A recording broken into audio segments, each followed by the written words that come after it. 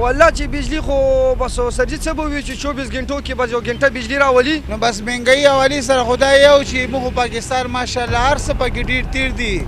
خو KPK دپاره هېڅ هم نشته.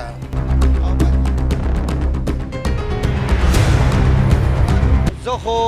د پېښور یم او زما نوم دی جانزیب. بس مونږ دا خبره کوو چې څنګه دا مشر خبره وکړه چې مهنګۍ ده، مهنګۍ خو ډېره ده که نه، چې سبزي رالي نو سوچ به کې چې غوښه راوالمه، غوښه چې وی نو سبزي راوالمه، دواړه په یو نرخ باندې دي. که سبزي ګورې او غوښه ګورې دواړه په یو نرخ باندې دي. او دا ګیس بجلي چې کومه ده شته که نشته هسې بیلونه ورکوئ؟ والله چې بجلي خو بس سرجي څه به وي چې 24 غنټو کې بس یو غنټه بجلي راولي او هغه هم داسې راشي چې یو سیکنډ دوه پالي بس بیا بند کړي. ټولې موبایل یې وار یو شی راټول خراب یې کړل کلي کې. او حکومت نه مطمئن یئ؟ بس مطمئن یو، مطمئن خو داسې خاص نه یو، مطمئن داسې نه یو چې کوم چې هغه وروستی حکومت و هغه زمونږ لپاره ډېر ښه و، ډېر داسې ښه و چې هغې کې زمونږ لپاره لکه هر څه ګران و خو سهولت یې پکې موږ ته ډېر کړی و. او دا حکومت ته راځي په منډیانو کې نه ګرځي چې منډیانو کې دو ګرځېدی نو کومه سبزي وه کومه هغوی معلومات کولې نو زه هغو بیا موږ ته څه ګزاره کولې. د PTI جلسونه څه جوړېږي که نه؟ د PTI جلسونه خو څه نه جوړېږي، که څه جوړ هم شي نو دا خلک یې نه پرېږدي، په یو قانون هم نه پرېږدي. او PTI بس غریب و څه به وایي PTI خو بس اوس ډاون شوی دی، ډاون داسې شو چې ډېر کسان دې لاړل. که عمران خان ووځي دا حالات به ټیک شي؟ یاره انشاءالله عمران خان چې راوځي کوشش دا دی چې هغه به انشاءالله د هغې نه بیا نور هم هغه بهتر حالات شي. نو بس مهنګۍ حوالې سره خدای یو چې موږ پاکستان ماشاءالله هر څه پکې ډېر تیر دي خو KPK دپاره هېڅ هم نشته. او بل دا ده چې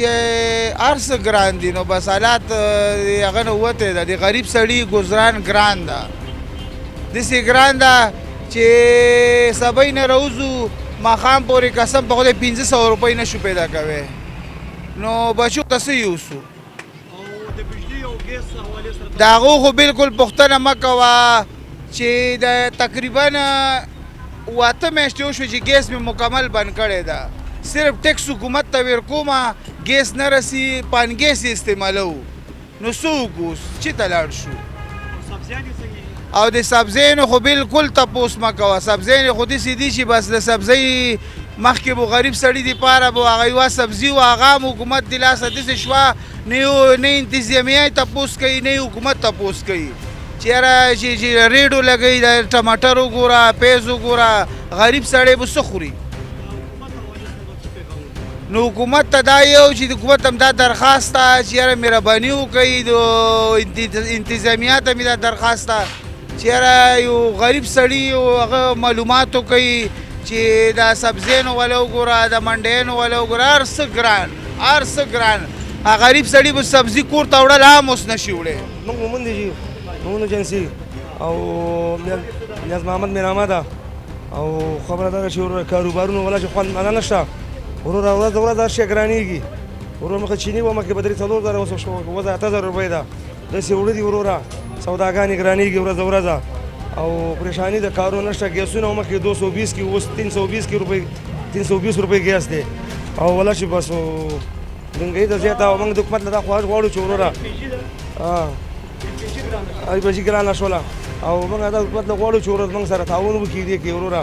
هغه ګزاره وکړي ځکه چې غریبي ده وروره موږ مخکې 700 پاتې کېدي وروره اوس هغه هم اوس 400 پاتې کېږي وروره کال د کال وروره مالکان نه ځي وروره 2,000 سیوا که 3,000 سیوا که وروره کوي ولا کې به کاروبار کې مزه او نو دا ګراني ده او واره نه کوي وروره او بجلي بلونه وروره ښه ډبل راځي وروره که 1000 راته وروره اوس 15,000 راځي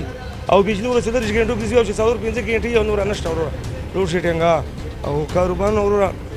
ورځ خرابېږي کمزوري کېږي وروره او وصلی الله خپل رحمت کوم حکومت ته دا خواست غواړو چې ورځ موږ د غم وخوري وروره دې ګرانۍ تپوس وکړي وروره ولې ګراني ده ولې ګراني کېږي موږ پوه موږ 3,000 راکړل وروره عثمان 5,000 راکوي حکومت موږ دا پیغام نه چې ورځ موږ دې تپوس وکړي دې غم وکړي چې وروره ولې ورځ ګراني کېږي چیني ګرانېږي چې ګرانېږي تاسو نشته وروره که موږ چېرته 10 روپۍ 15 روپۍ ریټ ګران کړو وروره بیا وایي چې هلکه تا 15 روپۍ ریټ ګران کړو موږ ریټ رابطې خلاص شوی چې وروره دا څه ریټ دی او دا دی او هغه دی ولې 15 روپۍ چې ګران کړی دی ولې ګران کړی دی بیا 10,000 روپۍ پر چې راله راکوي وروره او چینی والا وروره چای والا وروره 100 روپۍ هغه په 1300 روپۍ اوس ورکوي وروره هغه تاسو نشته په 15 روپۍ مورې هغه په 8000 ده وروړو په 15 روپۍ مورې اوس په 8000 ده دا هغې له تاسو نشته وروره که چېرته هوټل والا موږ 15 روپۍ ریټ جګ کړو بس موږ ریټ راخلاص شوی وروره دا تا ولې غیر قانوني کار کړی ریټ ته ولې جګ کړی چې جګ نه کوڅو 200 روپۍ ګیس دی وروره هغه اوس په 300 روپۍ کیلو موږ راچو خو موږ یې د څه وکړو موږ یې د کوم ځای وکړو